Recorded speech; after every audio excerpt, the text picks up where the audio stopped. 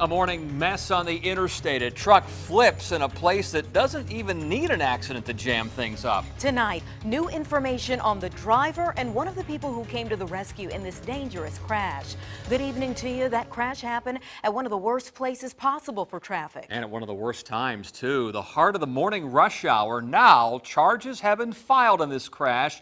First off, the video that only Chopper 10 can bring you. It happened just before 7 a.m. on I-64 West near the Willoughby Bay Bridge. Police say the driver, James Osmar III, ran off the road trying to avoid another vehicle. The crash sent some who saw it scrambling into rescue mode as police detoured traffic and people waited to figure out how to get out of the mess. 10 News' Joe Fisher is live along 64 with the rescue and the trouble the driver faces. Joe? Well, Tom, Anita, state police ticketed that driver for following too close, but tonight witnesses to all of this say that young man is lucky to be alive.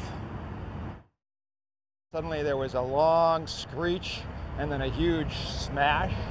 The noise people heard from a distance is from the accident on I-64 West that Jeff Fazio saw up close. Never actually seen something flipping down the road like that. Fazio stopped in his tracks right before the HRBT in Ocean View, where the GMC work truck came to a rest over the Jersey wall. He called 911 and jumped into action. I climbed up onto the truck, the passenger side, and tried to get the door open.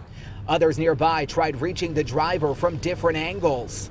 They were beating on the windshield. Fluids were coming out from the hydraulic pump. Fazio says the roof caved in. He couldn't see the driver, 21-year-old James Osmar, but he could hear him. Asked him if he was okay. He said he was fine. As traffic came to a standstill, Fazio says the Good Samaritans remained calm as he finally grabbed the driver's hand. And once he was able to stand up, I grabbed his arm, he grabbed mine, and the other guy reached in. We both pulled him up out of the truck. Troopers say Osmar lost control when he swerved to avoid hitting a car just before 7 o'clock this morning.